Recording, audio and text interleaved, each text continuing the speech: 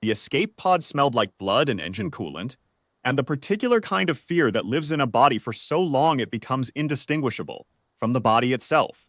Kale didn't know that smell had a name. He only knew that when the pod's outer shell finally cracked the atmosphere of a world he'd never seen and fire wrapped itself around the hull, and he felt the first real gravity in 17 years pulling him down into something, he breathed it in and thought, this is what the old ones called hope. He hit water, not hard, the chutes deployed, 2 of the 4, which was enough. The pod listed and sank to the shallows of a gray-green sea, and Kale kicked the hatch release and dragged himself out into air that tasted like nothing he had words for. Salt, organic decay, living atmosphere. He stood waist-deep in the surf of a planet that his handlers had always called the Seed World, and which the people on it apparently called Earth, and he stood there for maybe 30 seconds, doing nothing except breathing. Then the tracking signal pinged in his skull, the subcutaneous marker they'd put in him when he was 8, and he waded ashore and started running. They would send the hounds first. They always sent the hounds first. The Voth Collective did not think of themselves as slavers. This was the first and most important thing to understand about them, and Kale had spent 17 years in their service, learning it the hard way. They were managers, stewards. They had a word in their primary glyphtong that translated roughly to beneficial custodians of lesser developmental forms, and they used it about humanity with the particular warm condescension of something that had never once considered that the thing it managed might have an interior life worth consulting. They had found humanity 4,000 years ago by their reckoning, a species that had barely scratched iron, that lived in walled cities and argued about gods.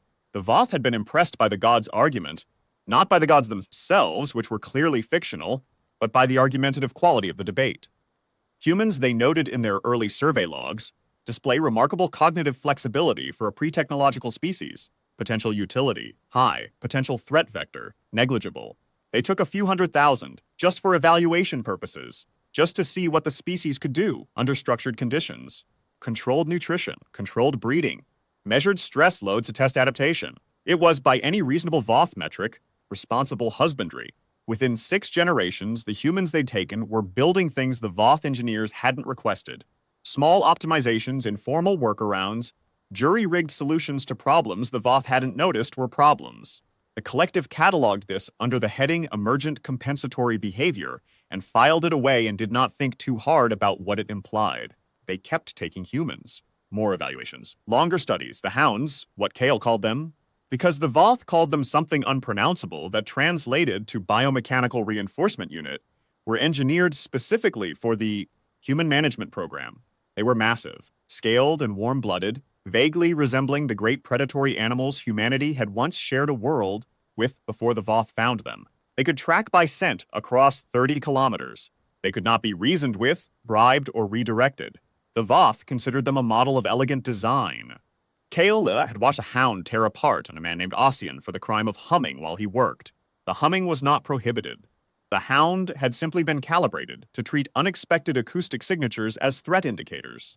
The Voth reviewed the incident and updated the calibration. No further action was taken. Ossian had been 31 years old and had a daughter named Fael who worked in the water reclamation section and who Kale had never once seen not crying after that quietly at shift change when the lights dimmed. He thought about Ossian a lot while he ran. The settlement was called Mercy Cross on maps that Kale couldn't read yet, though he was learning fast.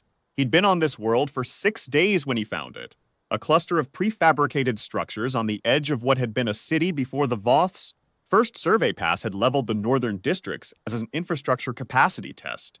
The ruins were a maze of broken concrete and rebar and scorched metal, and in among the ruins, people had built lives from whatever didn't burn. He'd been living on raw protein from the tide line and rainwater caught in a piece of hull plating, and he was starting to show it when a woman found him crouched behind a collapsed overpass, weapon he'd salvaged from the pod in his hand, watching the sky. She was compact and dark-eyed and moved with the particular economy of someone who had long ago stopped wasting effort on anything that didn't matter. She looked at the weapon. She looked at his face. She looked at the tracking scar behind his left ear where the marker lived. She said, "You're going to want to come with me before the hound picks up your trail." He said, "You know about the hounds." "Everybody knows about the hounds," she said. "They've been through here 3 times in the last 2 months. You're not the first runner we've pulled out of the wreck. Her name was Celine. She had grown up in Mercy Cross, which meant she'd grown up in the ruins, which meant she'd grown up in the peculiar self-sufficient economy of a community that the Voth had not deemed worth formally administering, and had, therefore, by their institutional logic, essentially abandoned. She'd run with the salvage gangs as a teenager, learned field medicine because someone had to, and most people died of infected wounds before the Voth's infrequent medical assessment teams arrived, and at some point in her mid-20s, she'd taken something that looked like vows. Not religious exactly, not anymore, though she kept a small carved figure on a shelf in her room, and decided that the settlement was her responsibility. She fed Kael a bowl of reconstituted grain and let him sleep on a cot in what served as her infirmary, and in the morning she sat across from him and said, "Tell me what's coming," he told her. It took 4 hours. She didn't interrupt. When he finished, she said, "How many hounds do they typically dispatch for a solo retrieval?" 2, he said. "Sometimes 3 if the runner is assessed as high-flight risk." "Why would they assess you as high-flight risk?" He thought about how to answer that. "Because I know how they work," he said finally. "I spent 6 years in maintenance, not farming, not labor, maintenance. I know the tracking array architecture. I know the hound behavioral protocols. I know the recovery team communication codes." He paused. "And because I'm not the first person I helped get out." Celine was quiet for a moment. Then she said, "How many?" 7, over 3 years. 6 made it to the pods. He looked at his hands. Ossian didn't. She looked at the carved figure on her shelf for a moment. Then she looked back at him. "All right," she said. "Then we have a lot to talk about. They sent 3 hounds." Kael heard them before he saw them. The subsonic rumble they generated at the base of their spinal column as a location signal, a frequency below human hearing that he'd learned to detect by feel, a faint vibration in the molars, a pressure behind the eyes. He felt it on the 4th morning in Mercy Cross, and he told Celine, and she told the 6 people she trusted most, and inside of 2 hours, every person in the settlement who could move was either gone into the deeper ruins or positioned in the places Celine had mapped out over 3 years of watching how the hounds moved through the wreckage. The hounds came from the north, from the direction of the ocean. They moved in a loose triangle formation, the lead unit cycling through air sampling at 2-second intervals, the flankers providing overlapping sensory coverage. Kael watched from the 3rd floor of a half-standing warehouse, through a gap in the collapsed roof, and he counted their gates, and he thought, they recalibrated after Ossian. They're moving through the acoustic signature suppression protocol now.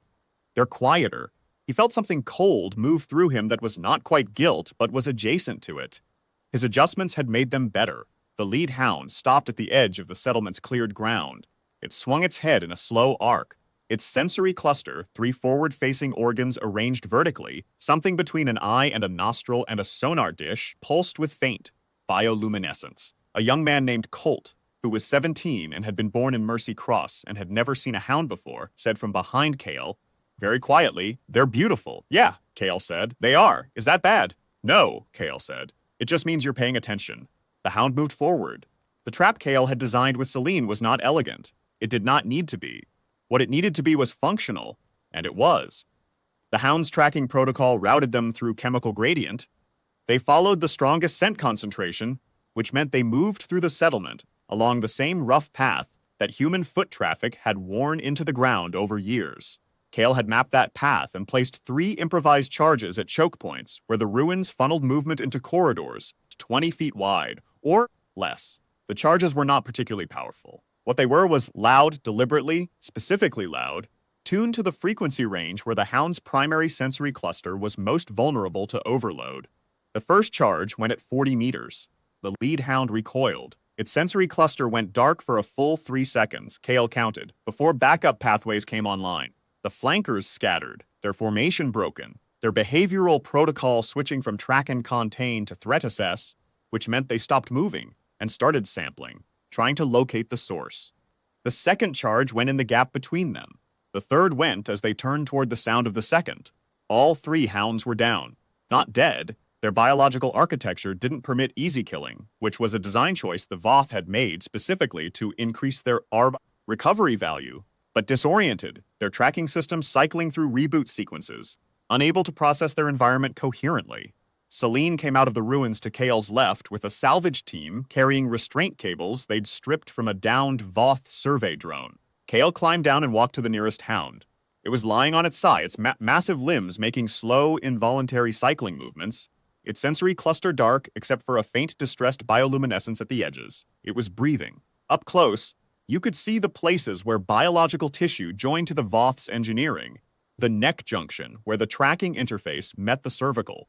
Vertebrae, the shoulder chassis where the flanking communication nodes had been grafted in. The seams were clean. The Voth were exceptional surgeons. Kale thought about Ossian again, and then he stopped thinking about Ossian because there was work to do. He found the tracking interface access point, and he removed the tool he'd built from salvaged drone components, and he set to work. Celine stood over him and watched. "You're not killing them," she said. "No. What are you doing?" "Rewriting the return signal," he said. He didn't look up. His hands were very steady. Their onboard systems ping the collective every 4 hours with a position report. "I'm changing what they report." "To what?" He hesitated. "To target recovered, returning for processing." He finished the first interface and moved to the second. "The recovery team will wait at the collection point for units that never arrive. The collective will eventually send a secondary team to investigate. That buys us time." Celiceline was quiet. Then she said, "How much time?" "Weeks. Maybe 6. Maybe more if the secondary team encounters complications." He paused. "I may be able to arrange for them to encounter complications." "May be able to," she said. "There's a way to trigger a conflicting location report from the tracking grid. It's complicated, and I need parts I don't have yet." He finished the second interface, moved to the third. "But there's another problem." "Tell me." "The marker," he said. "In my skull, it goes silent when the hound signal is active. They mask it while they're tracking, so the recovery team doesn't have to sort 2 signals. But now that the hounds are down, my marker is broadcasting again." He finished the third interface and stood and turned to look at her. "The collective knows where I am." She looked at him for a long time. In the background, her salvage team was finishing with the restraint cables. The 3 hounds now trussed and inert in the dust of the courtyard. Colt was watching from a safe distance, his expression somewhere between terrified and fascinated. "Can you remove it?" she said. "Not without killing me," he said. "The marker is threaded through the surrounding tissue. I've seen people try." He didn't finish that sentence. "Can you spoof it? The way you just spoofed the hounds." He hadn't thought about it that way.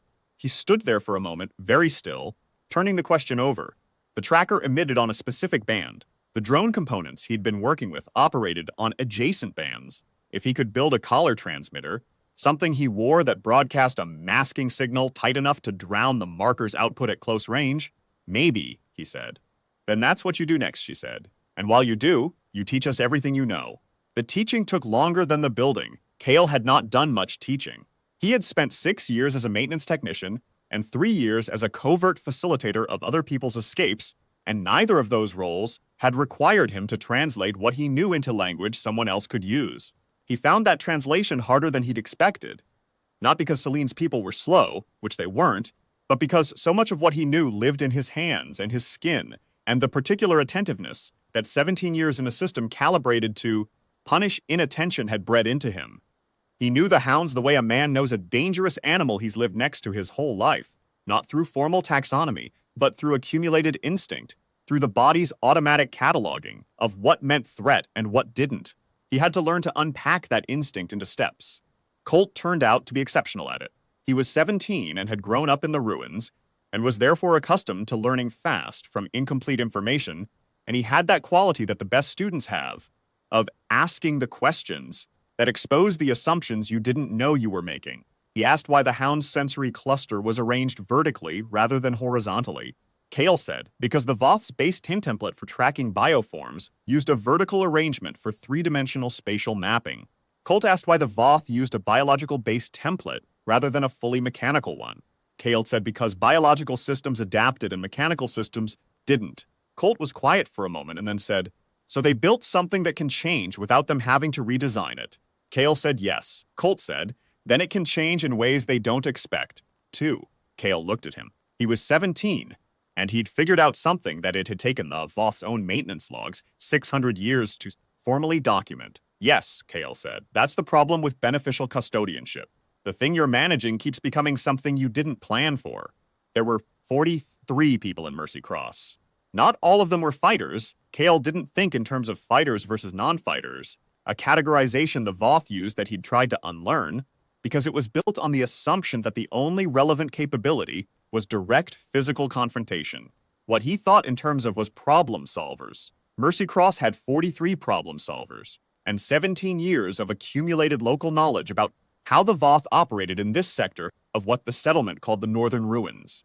An older woman named Priya, who had grown up 2 generations removed from the original Seed World population, and who served as the settlement's memory, the person everyone went to when they needed to know what had happened before, told him about the water system. The Voth had run a reclamation grid through the ruins 15 years ago as part of a resource survey. The grid tapped into old municipal infrastructure that had survived the capacity test and ran treated water through a network of subsurface conduits to a central processing station 6 kilometers north of the settlement, where it was collected and redirected to Voth administrative facilities. The processing station was automated. It was visited by a Voth maintenance crew twice a year. In between those visits, it ran without supervision. Kale listened to this and thought for a long time. The Hound's chemical tracking system worked by processing airborne molecular signatures. It was, at base, a biological sensor array responding to chemical concentration gradients. Chemical concentration gradients could be disrupted. If you introduced a high concentration competing signature into the water system, something that volatilized into the air at ground level, something that was not precisely threatening, but was indistinguishable from the signal pattern of a high-density human settlement, you could create a phantom signature, a ghost target, send the hounds towards something that wasn't there, or, more usefully, send them away from something that was. The water system runs under the whole settlement, Priya said when Kale asked her for the layout. Under the ruins, too. Original municipal grid. It wasn't designed to be taken offline without specialty equipment. I don't want to take it offline, Kale said. What do you want to do with it? I want to make it shout, he said. The secondary Voth team arrived on the 31st day. Kale knew they were coming because the tracking grid pinged differently when a recovery team was inbound. A subtle modulation in the carrier frequency that he'd learned to read the way you learn to read weather. He'd had 3 weeks to build the masking collar, and he was wearing it. He'd had 3 weeks to teach Celine's people everything he knew. He'd had 3 weeks to work out the water system modification with Priya and Colt, and a woman named Desai, who'd been an infrastructure engineer before the Voth leveled the northern district, and who knew the old municipal maps the way Kale knew the Voth maintenance protocols. He'd also had 3 weeks to understand Mercy Cross. He'd understood the architecture first, the way the ruins had been built into rather than cleared, the informal engineering of a community that couldn't afford waste. Then he'd understood the social architecture, the way decisions got made, which wasn't by authority but by something more like collective weight. Everyone talking until the talking reached a shape that felt right. He'd spent 17 years in a system where decisions came from above, and compliance was enforced from below, and he'd thought that was how decisions worked because it was the only system he'd ever been in. Mercy Cross showed him a different way. It was slower and noisier and significantly more frustrating and produced consistently better outcomes. Then he'd understood the people. Priya, who remembered everything and whose memory was the settlement's living archive. Desai, who thought in 3-dimensional space and who could look at a structural problem and intuitively see where it would fail. Colt, who asked the question underneath the question. Celine, who held all of it together not through authority but through the particular quality of her. She paid attention to people the way Kale had learned to pay attention to Voth systems, completely and without judgment, cataloging what was there rather than what she expected to find. On the 28th day, she'd found him on the roof of the warehouse, watching the sky, and she'd brought him a cup of something that tasted approximately like coffee and sat next to him and said nothing for a while. He said, "I've been thinking about the people I helped out, the 6 who made it to the pods." She waited. "I don't know where they went," he said. "I built the navigation packages to take them to a different sector, away from established Voth collection routes. But I don't know if they landed anywhere survivable. I don't know if they're alive." "You gave them a chance," she said. "I gave them a trajectory," he said. "There's a difference." She looked at the sky. It was clear the way skies were in the dry season, with the particular deep blue that he'd been told was the color of the world's atmosphere, and that he was still not entirely accustomed to after 31 days. "Why did you help them get out?" she said. He thought about Ossian. He thought about Fail at shift change with her face tilted away from the light. He thought about the maintenance logs he'd read that documented 600 years of Voth husbandry of humanity and that read like a veterinary record precise and comprehensive and entirely absent of any acknowledgement that the animal being managed had a point of view. "Because someone had to," he said. She nodded. "Yeah," she said. "That's the whole answer, isn't it?" On the 31st day, the The secondary team arrived. 2 Voth administrative units and 6 hounds in a tracked survey vehicle. They came from the north. They stopped at the edge of the cleared ground, which was where the first hound team had stopped, and Kale watched through his scope and counted the hounds, and calculated timing. Then the water system started shouting. Desai and her team had spent 3 weeks modifying 4 injection points along the old municipal grid, installing dispensing units built from salvaged components that could release a high-volatility chemical marker derived from a synthesis that Kale had spent 8 days figuring out and 3 days building the equipment to produce at precisely calibrated concentrations.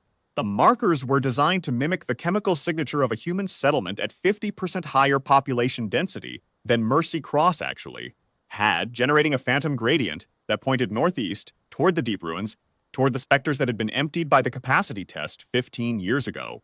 The hound's heads swung northeast as one. The Voth administrative units conferred. They were not stupid. No Voth was stupid, which was a fact Kale had never made the mistake of forgetting, but they were operating from a model of the situation that did not account for a human who understood their tracking methodology well enough to subvert it. The model said the gradient indicated a human population concentration to the northeast. The hounds confirmed the gradient. The logical action was to investigate the gradient. They went northeast. Kale watched them go. Then he turned to Celine, who was next to him, and said 6 hours before they determine it's a false signature, maybe 8. What do we do in 8 hours? We move the settlement, he said. She looked at him. He'd expected an argument. 43 people, all their built infrastructure, their systems and their stores, and Priya's archive and the carved figure on Celine's shelf. Moving it would mean leaving most of it. Instead, she said, where? He had an answer ready. He'd been working on it for 3 weeks, because he'd understood on the 5th day in Mercy Cross that this moment would come. South, past the old coastal district. There's an industrial sector the Voth designated as non-viable 15 years ago. The capacity test contaminated the groundwater in a way their survey indicated would require 40 years of natural remediation. They left it alone. He paused. I've run the remediation numbers. The contamination is actually localized to a 4-block radius. Most of the sector is clean. How do you know? I tested the water samples Desai pulled last week. He met her eyes. It's survivable. And the Voth's own survey data marks it as empty. They won't look there. She was quiet. Behind her, Colt had already started waking people up. They moved in 6 hours, not everything. Priya organized a triage of the archive, pulling the physical records that couldn't be reconstructed and leaving the rest, trusting her own memory to fill the gaps. Desai had the infrastructure schematics in her head. The medical supplies went. The tools went. The carved figure went in Celine's pack. Colt ran 3 relays between the old site and the new one, faster than anyone had any right to expect, carrying things on his back that he probably shouldn't have been able to carry. By the time the Voth secondary team returned from the northeast and found an empty settlement, Mercy Cross was 5 kilometers away, already beginning to make itself at home in the bones of a space the Voth had written off as worthless. They had 2 more weeks before the next contact. The contact was not a hound team. It was a single Voth field administrator, which was different. Not a recovery asset, but an analytical one, sent when the collective's operational models indicated that a situation had developed complexity beyond standard recovery parameters. Kale had encountered 2 of them during his maintenance years, and he had a deep and healthy respect for what they were. They didn't track. They assessed. They were the ones who had updated the hound calibration after Ossian. The administrator came alone, in a personal transport, and landed in the ruins of the old settlement site, and walked through what remained of Mercy Cross with the methodical patience of something that had no concept of hurry. Kale watched through a long-range scope from a kilometer away. The administrator crouched at the fire pit in what had been the settlement's communal space. It ran a sensor over the ash. It stood and walked to where the hounds had been restrained and crouched again, and ran a sensor over the ground. It moved through the site for 2 hours with this thorough, unhurried precision, and Kale watched every step and felt the cold recognition of something being understood. It knows, he said, Celine, next to him. Knows what? That whoever was here understood the tracking protocols. The false gradient was too precise to be accidental. The hound restraint points are too consistent. Whoever placed them knew exactly where the hounds would be standing when they went down. He watched the administrator stand and look north, in the direction of the false gradient trail. It's going to update its model. How long before it acts on the update? Depends on what the update concludes. He lowered the scope. If it concludes this was a single knowledgeable runner with local assistance, It'll request a specialized recovery team. 6 to 8 weeks for deployment. He paused. If it concludes this was a systematic operation, someone actively running interference on collective, recovery assets, it'll escalate to suppression protocol. What's the difference? Recovery teams retrieve specific targets. Suppression protocol, Ball. He picked his words carefully. Treats the entire area as a containment problem. Celine absorbed this. Meaning? Meaning everyone, not just me. The fire in the communal ash was 3 days old. The administrator's sensor would have told it that. It would have told it also that the fire had been burning regularly for years, that this settlement had been here for a long time, that there were multiple generations of occupation in the material record. The collective would have to acknowledge that it had failed to manage a human population it hadn't formally documented. That was an institutional failure. The administrator would want to close it cleanly. Kale made a decision. I need to go back, he said. Celine turned to look at him. Not to them, he said quickly. To the station. The water processing station the Voth are running north of here. I told you I might be able to trigger a conflicting location report from the tracking grid. I've been building the equipment for 3 weeks. He held up the device, something the size and shape of a hand tool, built from drone components and salvaged circuitry that had taken him 11 days of nights to assemble. If I can get to the processing station and access the grid relay there, I can push a false position report for every tracking marker in this sector, every runner who ever went offline, every marker the collective has flagged as missing. He watched her face. It'll look like they all converged here, in the ruins, at the location the administrator is currently assessing. Why would that help? Because the administrator's suppression request goes to a review committee that has to evaluate resource expenditure before approving deployment. If the committee sees a location report showing 37 convergent missing markers in one sector, they don't see a suppression scenario. They see a recovery opportunity. He let that sit. They'll dispatch a recovery fleet, not a suppression team. They'll want the markers, not a scorched sector. Recovery fleets are big, slow, and publicly accountable within the collective's bureaucratic structure. They take 6 months to deploy. They require a site survey. They generate paperwork. Paperwork, Celine said flatly. The Voth love paperwork, he said. Bureaucratic accountability is the closest thing they have to a moral framework. A suppression action leaves a record that is reviewed. A recovery action leaves a record that is celebrated. He met her eyes.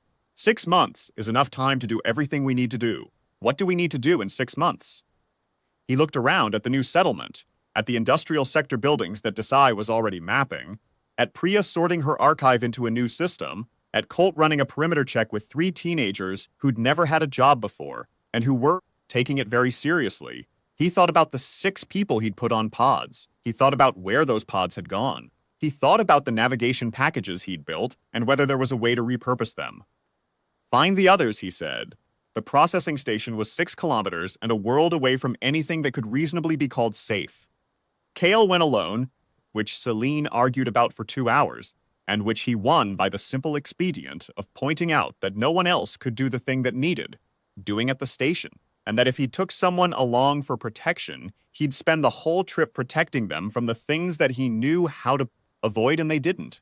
She gave him a radio, a salvaged Voth frequency scanner, and a look that he was going to spend the walk trying to decode. He took the long route through the deep ruins, where the capacity test had left structures in a state of partial collapse that turned 3-dimensional navigation into something like a logic puzzle. He found it easier than it probably should have been. He had been solving the Voth's logic puzzles since he was 8 years old. The processing station was a squat automated facility, gray and functional, with the particular aesthetic of Voth infrastructure that had been designed to perform its function without ever being looked at. He'd been right that it was unmanned. He was also right that it had a grid relay. He found the access panel on the eastern face and had it open in 4 minutes. The relay was a standard Model 7C, the same architecture he'd worked on in maintenance. He could have done this in his sleep. He did it in 11 minutes, working clean and careful, not rushing, because rushing was what made mistakes, and he couldn't afford mistakes. He pushed the false convergence report. 37 markers, all flagged missing, all now reporting from a single point in the ruins 6 kilometers south of the administrator's current position. Then he found the marker on his own skull, and he did the thing that only worked when the hounds weren't active. He built a secondary echo into the false report. A version of his own marker's signal bounced off a relay loop that would put him 600 kilometers north of here for the next 72 hours. Long enough. He closed the access panel. He stood in the gray morning light of the processing station yard, and he listened to the silence. No hounds, no survey vehicles, just the low hum of the station doing its automated work and the wind moving through the ruins and, very far away, the sound of the sea. He thought about Ahasian. He thought about Fail. He thought about the maintenance logs and the veterinary records and the 600 years of precise and comprehensive documentation that had never once asked the documented what they thought about it. He put the tool back in his pack. He started walking south. They found the others. Not all of them. The galaxy was enormous, and 6 escape pods with improvised navigation packages could only be tracked by inference and probability. But in the 6 months between Kael's relay modification and the arrival of the Voth recovery fleet, Selene's expanded operation, which no longer called itself Mercy Cross, because Mercy Cross was a place that no longer existed, but which had not yet settled on a new name, made contact with 11 separate groups. Some of them were runners like Kael, people who'd escaped the formal Seed World operations and made their way to the scattered human populations the Voth had never formally administrated, who'd been living in the margins of the collective's grand design for years, who'd been waiting for someone to tell them what they already suspected, that the margins were not as narrow as they'd been told. Some of them were already organized. A collective 60 kilometers east, running out of a decommissioned mining facility, who'd been subverting Voth survey operations for 3 years, under the leadership of a woman who'd been a systems engineer in a Voth agricultural complex and who had the same quality Kael had developed of knowing the machine from the inside. Her name was Trin. She had a scar along her jaw from a hound's proximity sensor array, and she walked with a faint list to the left from a fall in the mining facility. And when she met Kael, she looked at him for a long time and said, "Finally." He said, "I'm not an army." She said, "Neither are we. But we're getting there." Some of them were the 6 pods. He'd sent 7 people. 6 had made it to the pods. He found 4 of them alive, and one of those 4, a young man named Ree, who'd been in maintenance with him and who'd been marked for termination, for reasons the Voth hadn't bothered to specify, had spent the 2 years since his arrival building something that Kael hadn't anticipated, and that he could only call a network. Ree had arrived on a world 3 sectors away from the primary Seed World operations, a place the Voth used as a low-priority resource extraction site with minimal supervision. He'd made contact with the local human population, which had never been formally managed by the Voth, had been living in the shadow of the extraction operation for 40 years, and had developed a relationship with the Voth's infrastructure that was less adversarial and more parasitic, not in a malicious way, just in the way that things that live in large systems learn to use the system's own architecture to survive. They had people in every Voth automated facility within 200 kilometers. Not in any position of authority, the Voth didn't give authority to things they managed, but in the maintenance roles, in the logistical support roles, in the interface positions where the collective's vast network touched the physical world and relied on the physical world's inhabitants to handle the part of the work that was too specific and variable and messy for automated systems. In the gaps, in other words. In the margins. In exactly the places that the Voth's beneficial custodianship had never thought to look, because you didn't look for things in places you'd already decided were empty. Kael thought about Colt's question. If they built something that can change without them having to redesign it, can it change in ways they don't expect? He thought about 600 years of meticulous records that had documented emergence and filed it under compensatory behavior and moved on. He thought about the administrator in the ruins of Mercy Cross, crouching over the fire ash, running its sensors over the evidence of understanding. The Voth were not stupid. He had never made the mistake of thinking they were stupid. They were, however, working from a model. And the model had a load-bearing assumption. The recovery fleet arrived on the 161st day. 3 ships, heavy class, built for bulk transport rather than combat. Because combat wasn't the paradigm here. Recovery wasn't combat. Recovery was management. You didn't fight the things you managed. You collected them, assessed them, returned them to the appropriate operational tier. Kael watched the ships come down from the roof of an industrial building in what had been the contaminated sector and what was now a settlement of 212 people. He'd watched the trajectory and confirmed the landing zone, a flat expanse of ruins 4 kilometers north, the point where all 37 false markers had been reporting for 6 months. Selene was beside him, Trin was there, and Ree, and Desai with the schematics she carried in her head, and now also in 3 separate physical backups, and Priya with her archive and her total recall, and Colt, who was 19 now, and who had spent 6 months learning everything anyone in Network would teach him, and who would have frightened Kale if Kale hadn't been paying attention to what kind of frightening it was? They're going to find an empty site, Celine said. Yes, Kale said, and then the administrator is going to update its model again. Yes, and this time it's going to get it right. Yes, he watched the ships. That's the point. She looked at him. I modified the false report 6 months ago, he said, but I added a secondary layer. In 72 hours, the convergence report self-corrects. It reverts to showing the actual positions of every marker in the sector.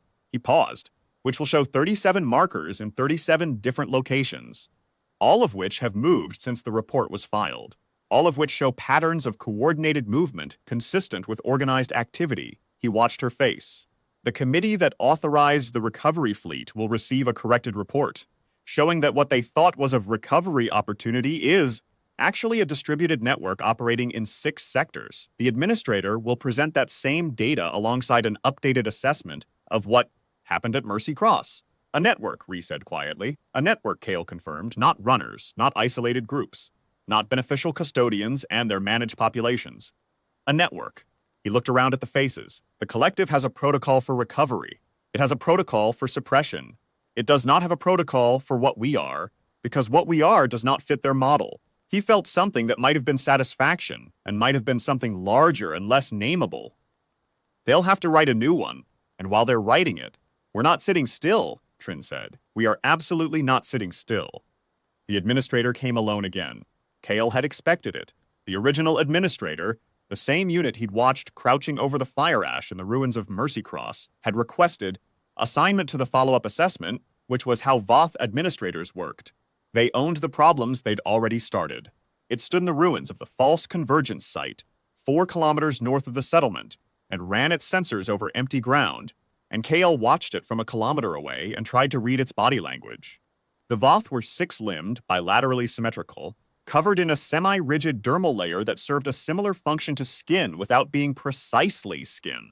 Their facial features were arranged in clusters, 4 primary sensory organs positioned around a central processing cluster that served as something between a mouth and a nose and a data intake port.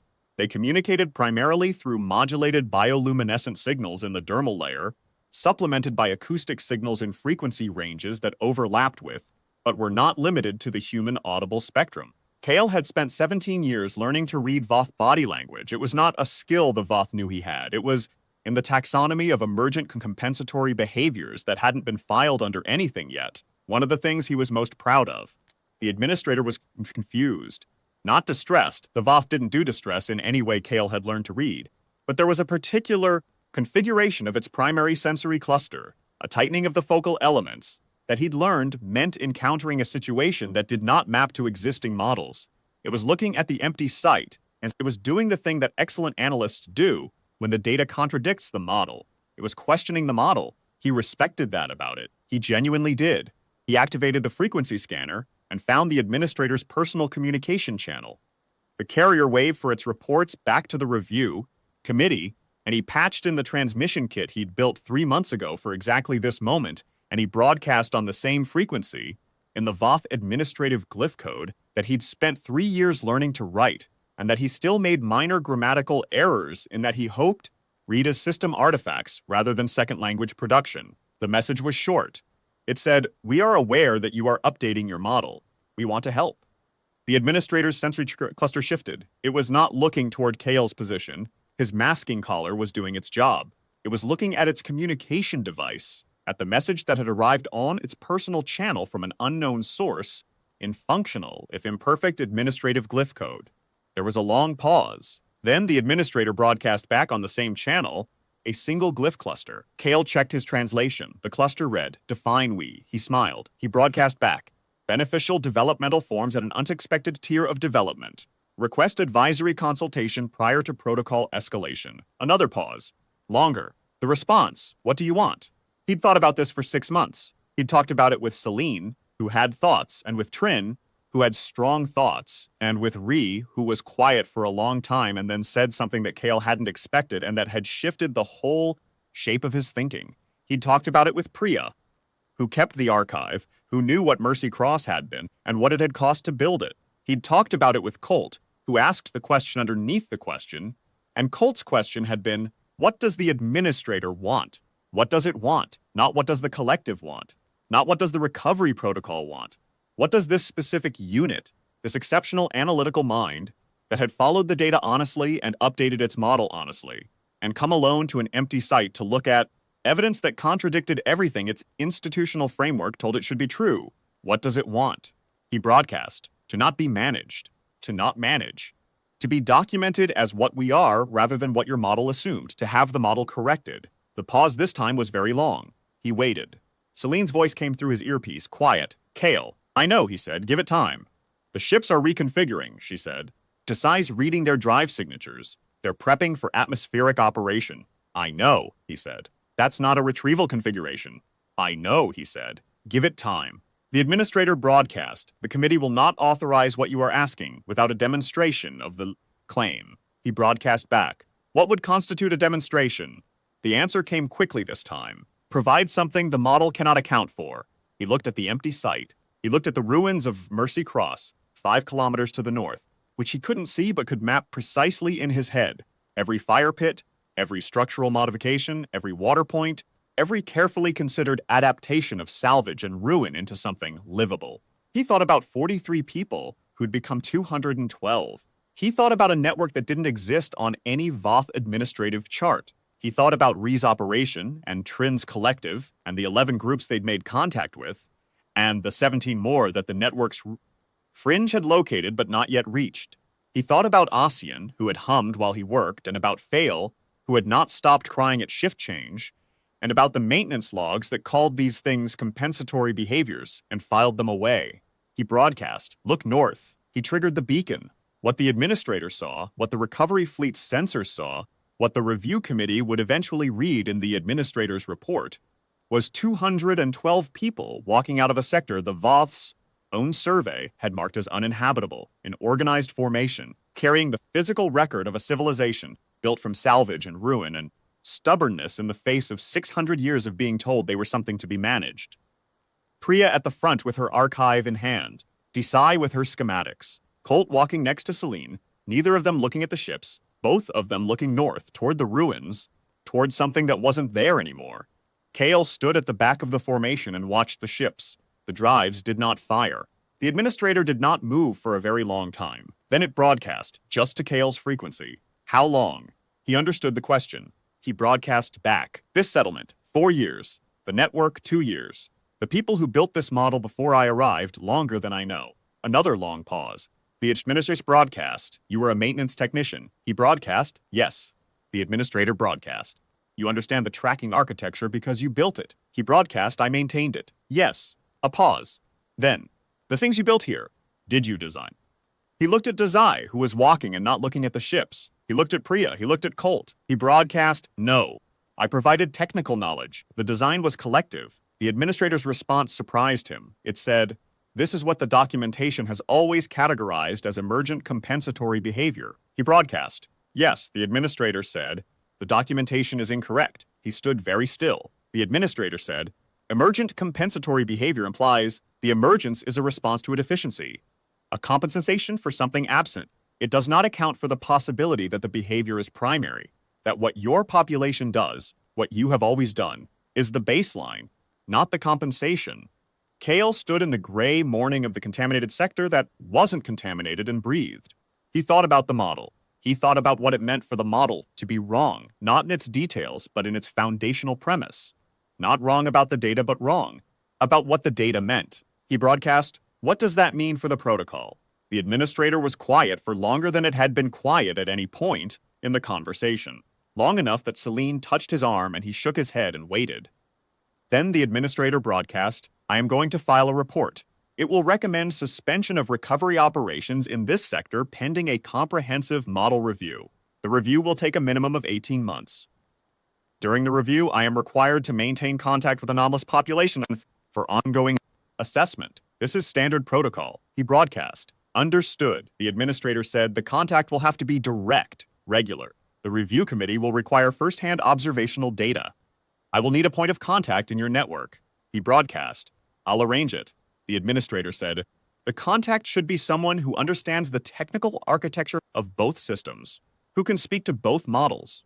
He broadcast, "I'll handle it personally." A pause.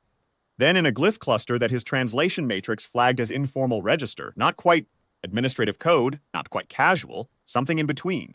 "You knew I would update the model," he broadcast. "I knew you were the kind of analyst who updates the model when the data requires it." The glyph cluster that came back was one he didn't have a direct translation for. His matrix offered approximations, recognition, or acknowledgement, or the specific quality of attention paid to something that has demonstrated it deserves to be taken seriously. He wrote that in his own log as respect. They called the new place calibration, which was Colt's suggestion, and which everyone agreed was exactly right, and they built it over the following months into something that was many things at once. A settlement, a research station, a communications hub, a teaching facility, and, in the language of the Voth Review Committee that eventually visited and had to file its own report, an anomalous developmental formation requiring extended categorical assessment. The assessment never quite ended. This was fine. Kale ran the technical liaison program. Trin ran the network security architecture. Ree ran communications, which was the most critical role and the most exhausting, because the network kept growing, and growing things needed tending.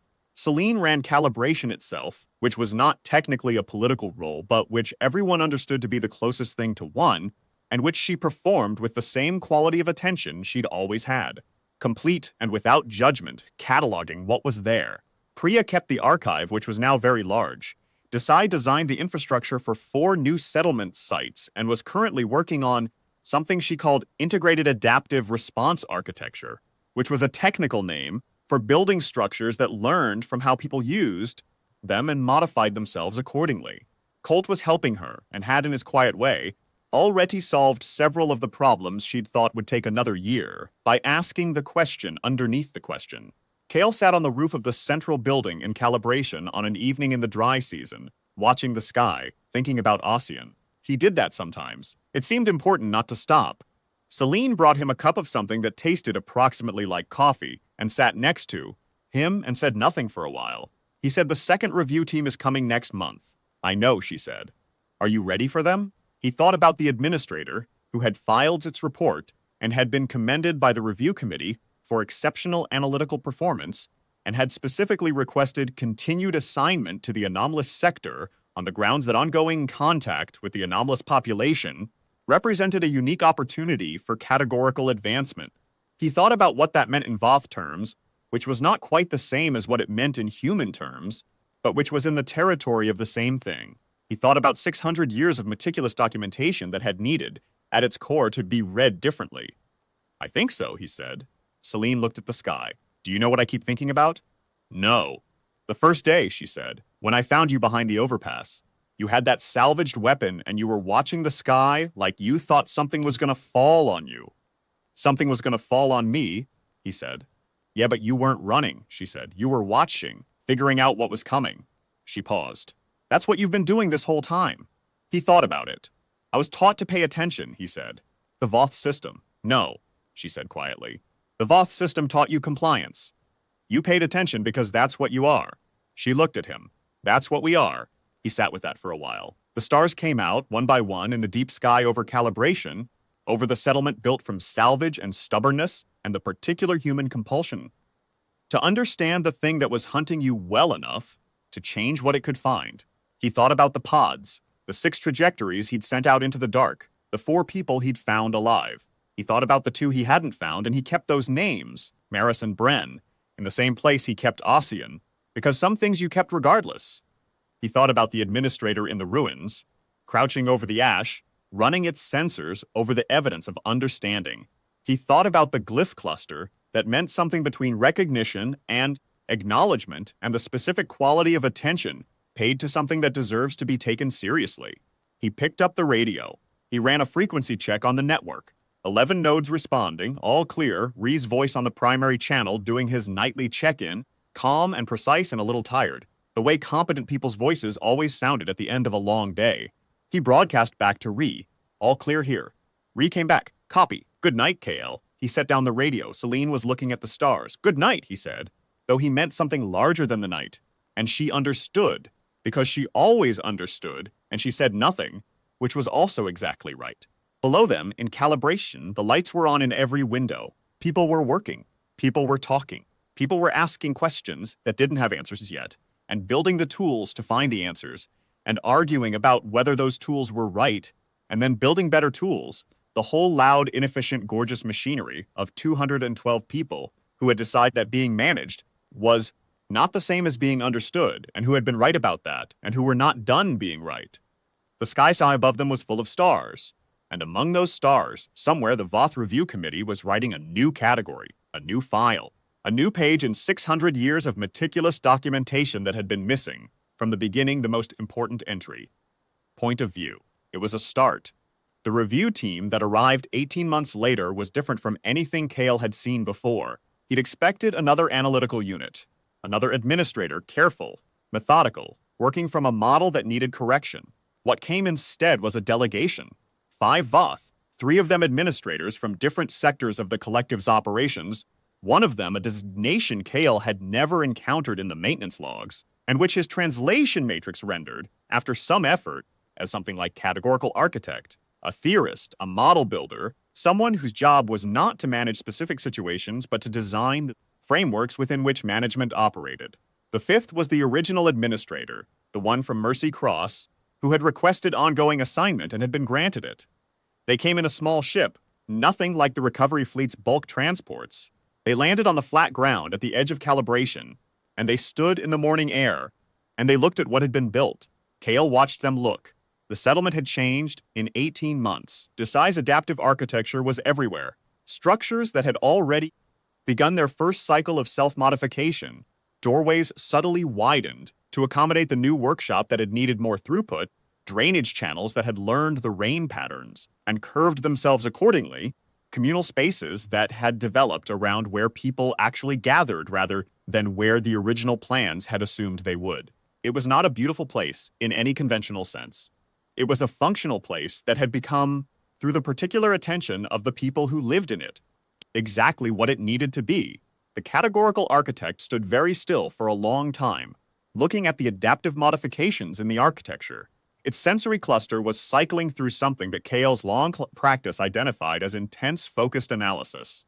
Then it turned to the original administrator and broadcast something on a frequency Cale's scanner could capture, but that his translation matrix flagged as outside standard administrative code. Something more formal, older, a register used in foundational documents. The original administrator broadcast back in the same register. Cale recorded everything and worked on the translation for 3 days. What the categorical architect had said, as near as he could reconstruct it, the emergence did not begin when the runner escaped. What the original administrator had replied, no. The documentation suggests it has been continuous since first contact. We have been cataloging it without recognizing it for 600 years. And the categorical architect again. The category needs to be rebuilt from the foundation. The administrator, I know. Categorical architect. This will change the management frameworks for every administered population. The administrator, in a glyph cluster Cale had learned to read as something between precision and care. It should. He told Celine about the exchange that evening. She was quiet for a while. Outside, calibration was doing what it did. The ongoing noise of people working and arguing and building, the clatter of Desai's latest infrastructure project, someone playing music in the lower quarter, the particular sound of 2 people having a disagreement that would probably become a better solution than either of them would have reached alone. Does it bother you? She said. What? That they're treating it as an intellectual problem, a model to rebuild. She looked at her hands. For them, it's a categorical error. For Priya, it's 40 years of living in the ruins. For Colt, it's the whole world he's ever known. She paused.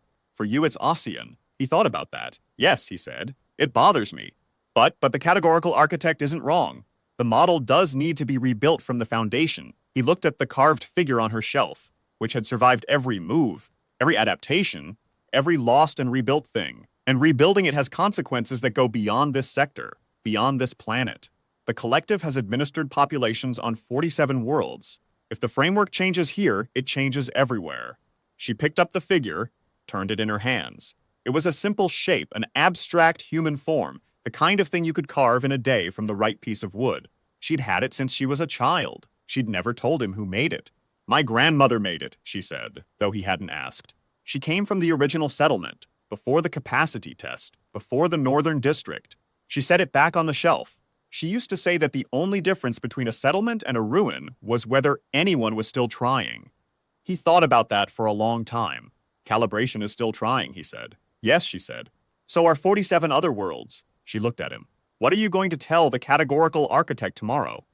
What they need to hear, he said, not what they want to hear. Same thing? He thought about the model. He thought about the foundational assumption, beneficial custodianship of lesser developmental forms. He thought about what it meant to rebuild from that foundation, which was not to tear it down, but to understand what it had failed to account for, which was not a deficiency in the managed population, but a deficiency in the concept of management itself. The thing you managed, by definition, was the thing you had decided not to ask. Close enough, he said. The formal session with the delegation took 2 days. They met in the largest building calibration had, a former warehouse that Desai had restructured into something between a meeting space and a workshop, because the people of calibration did not really separate those two activities, and that the architecture had learned not to either. Kale brought Celine, Trin, Ree, Desai, Priya, and Colt. He brought Priya specifically so the delegation could see the archive. 600 years of meticulous Voth documentation sitting across from 600 years of human experience that the documentation had failed to account for. The categorical architect asked questions for most of the first day. It asked them in the careful, precise way of someone who was genuinely trying to update a model rather than defend one, which Kale found harder to respond to than hostility would have been. Hostility he knew how to navigate. This kind of honest inquiry demanded honest answers. Trin gave the sharpest answers. She had a quality of directness that was neither aggressive nor diplomatic. She simply said what was true and waited for the response, the way someone does who has been saying true things to people who didn't want to hear them for long enough that she'd stopped softening the edges. She said, "Your documentation has always described what we do as responses to your management, as if we exist in reaction to you. We don't. What you see as adaptive behavior in response to Voth administration is the same behavior we were exhibiting before you found us. Your arrival didn't produce our adaptability. It was a new problem to be adaptive with." The categorical architect broadcast something that KL's matrix identified as intensive integration. The glyph cluster associated with incorporating data that significantly changes a working model. Priya laid out the archive. She had organized it into parallel tracks, the Voth documentation on the left, her own archive of Mercy Cross, and its predecessor settlements on the right. Every entry where the Voth documentations described emergent compensatory behavior had a corresponding entry in her archive describing the same event from the inside. Not compensating. Doing, she said, in the clear, unhurried way she said everything. I want you to read the same event in both languages. Not to prove anything. Just to see what changes when you change the reader. The categorical architect spent 4 hours reading the parallel archive. At the end of the first day, it broadcast something to the original administrator that KL's recorder captured, and his matrix translated as, "The problem is not the data. The problem is the question we were asking when we collected it." The original administrator broadcast, "What was the question? The categorical architect, what can this population do for us? We should have been asking what this population is doing, regardless of us." On the second day, Colt asked a question. He was the youngest person in the room by a significant margin, and he'd been quiet throughout the first day, which was unusual for him. He'd been watching the categorical architect with the particular intensity of someone assembling a picture from fragments. When the floor opened in the morning, he raised his hand in the human gesture that Celine had once told him was how you signaled that you had something to say, a custom that the Voth delegation had been briefed on and that they recognized. He said to the categorical architect, "You said the problem is the question you were asking. What question do you think you should have been asking?" The categorical architect was quiet for what felt like a very long time. Then it said, "I think the question we should have been asking is the same question you are asking us right now. What are you independent of my model of you?" Colt nodded slowly. He said, "So the answer to how the model gets fixed is the same as the answer to why the model was broken. You have to actually ask." The categorical architect broadcast something that Kale's matrix after a moment offered as, "Yes, precisely." Colt said, "That's what we've been trying to tell you for 2 days." And the categorical architect said something that Kale did not have a translation for, and that he spent the following week working on, cross-referencing every register and connotation he'd accumulated over 17 years and 3 years of self-directed study, and that he finally translated as approximately. I understand that now. The delegation left on the third day. They took with them copies of Priya's archive, copies of the parallel documentation project, transcripts of 2 days of formal session, and this was the categorical architect's specific request, to which Kale had said yes after checking with Celine, an ongoing communication channel, to calibration specifically to Colt, who had been identified in the architect's preliminary report as the population member most likely to assist in the model reconstruction process. Colt was 20 years old and was going to help rewrite the framework within which the Voth Collective understood 47 worlds of human population. He stood next to KL and watched the delegation's ship lift and thought about it for a while. Then he said, "I'm going to need better translation software."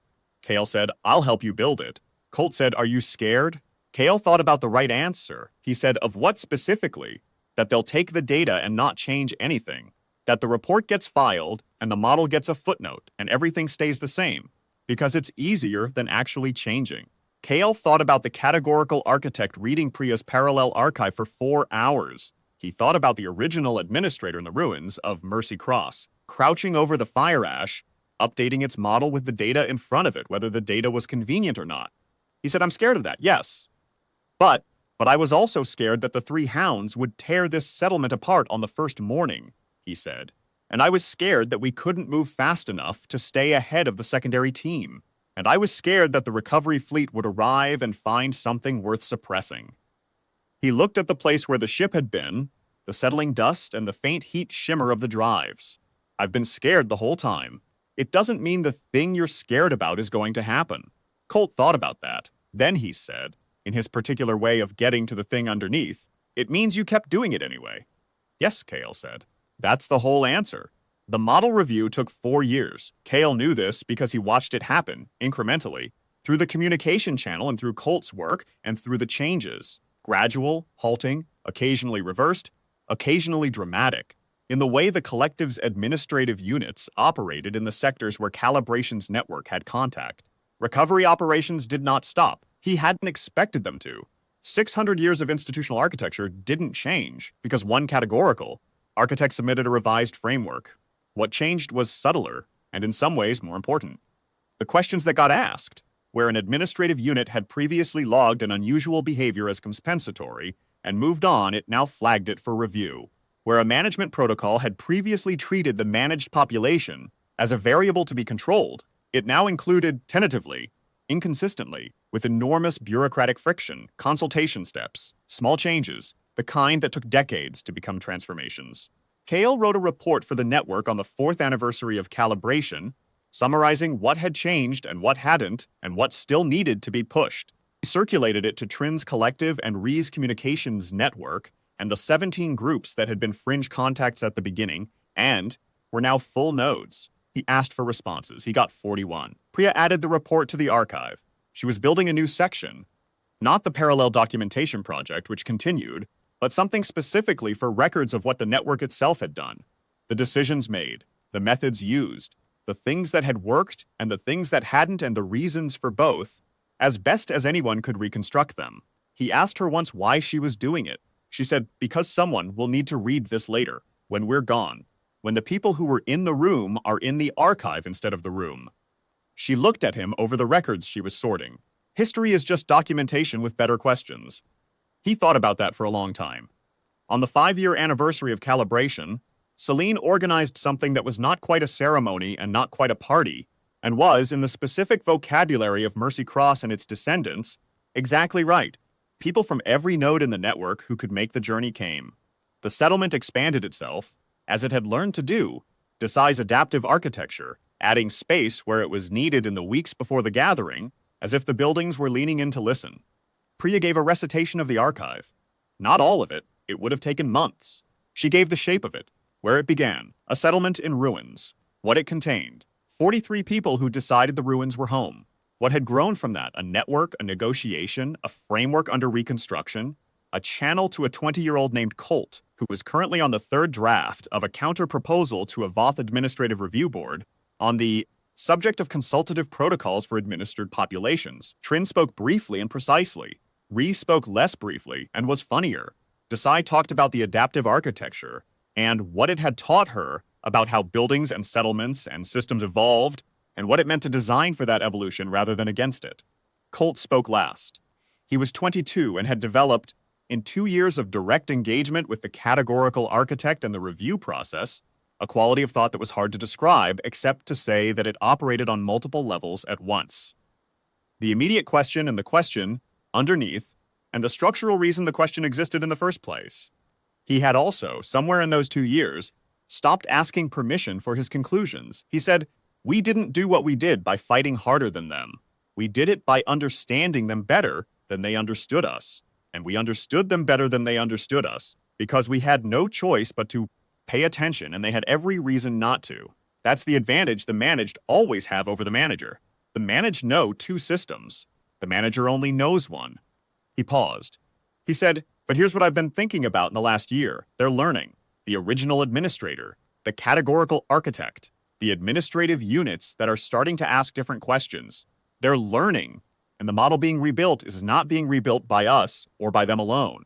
It's being built in the conversation, in the channel, in Priya's parallel archive, sitting in a room with 600 years of Voth documentation." He looked around at the gathered faces. In rooms like this one, he said, "I think that's new. I think that's what we built here that wasn't there before." Nobody argued with him, which was, in calibration, the highest possible endorsement.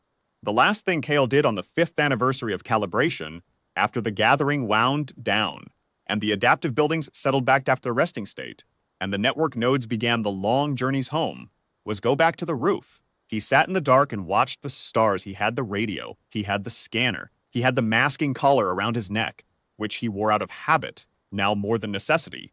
The recovery operations in this sector had been suspended for 3 years, and the Hounds had been recalled. Their biological systems, the subject of their own administrative review, regarding the question of whether purpose-engineered biological entities constituted a managed population and were therefore subject to the revised consultative protocols.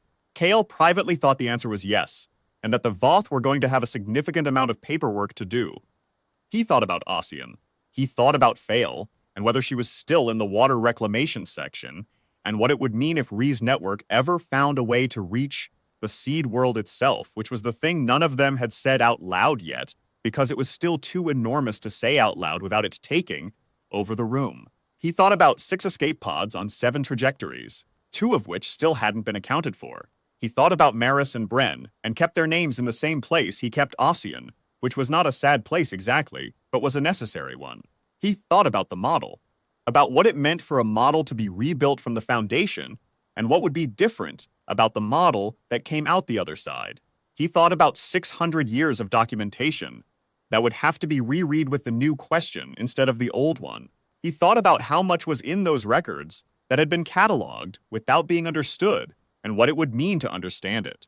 He thought about Colt's speech, about 2 systems versus 1, about the managed always knowing more about the manager than the manager knew about them, because attention was the currency of survival, and survival had been the daily requirement for 600 years. He thought about what it meant that the Voth were slowly learning to pay attention, and what that meant for the long game, which was the only game that had ever mattered. Celine came up through the hatch and sat next to him and brought nothing this time. No coffee, just herself, which was what the occasion called for. He said, "Colt was right. Colt is usually right," she said. "It's annoying. The conversation," he said. "That's what's new, not the resistance or the network or the framework review. The fact that it became a conversation." She thought about it. "Is that enough?" He looked at the stars. Somewhere out there, a categorical architect was working on a foundational revision to the management frameworks of 47 worlds. Somewhere out there, an original administrator was following data honestly to wherever it led. Somewhere out there, 47 worlds of people who had been managed without being consulted were going about the daily business of being exactly what they were, in the particular way they had always been it, emergent and adaptive and stubbornly themselves. "No," he said, "not yet. But it's a start." He looked at her. Everything real started as a conversation someone didn't know how to have yet. She was quiet for a moment. Then she said, "My grandmother used to say something like that." "What did she say?" Celine looked at the stars for a while. The way she looked at things she was considering carefully. Then she said, "She said the day you stop arguing about something is the day you stop thinking it can change." He sat with that. Below them, in calibration, the lights were on. Someone was still working. Probably Desai, possibly Colt. The low sound of voices, intermittent, not urgent. the conversational background noise of a community that was, in its fundamental nature, was always doing something with the question in front of it. Kale picked up the radio and ran the nightly frequency check. 11 nodes. All clear. He put the radio down. The stars were out in their millions, indifferent and beautiful, and among them, somewhere, the collective was rewriting a question it had been asking wrong for 600 years. It was slow. It was incomplete. It was hedged and bureaucratic and resistant to the very change it was technically committed to pursuing. It was also real. It was also happening. That was what you held on to. Not the completion. Completion was a long way off, and pretending otherwise was how hope became brittle. You held on to the reality of the process, the evidence of genuine motion, the data point of an administrator crouching over fire ash and updating its model, and eventually, in its formal and careful way, beginning to ask the thing it had never thought to ask before. He thought about the first morning, the escape pod, the Pacific Ocean, standing waist-deep in the surf of a world called Earth and breathing air that tasted like nothing he had words for. He had been 31 years old and running. He had kept running and kept learning and kept paying attention, and now he was 36 and sitting on a roof in a settlement that hadn't existed 5 years ago, in a network that hadn't existed 4 years ago, participating in a conversation that was remaking a 600-year-old model of what humanity was. He was still running, just in a different direction to now. He thought that was probably the most human thing about all of it. You didn't stop. You changed what you were running toward. You built something real in the space the motion created. You kept the names of the ones you lost, so that what you were building was built toward them and not away from them. And you came back to the roof, and you watched the stars, and you kept the radio close. Just in case, always just in case.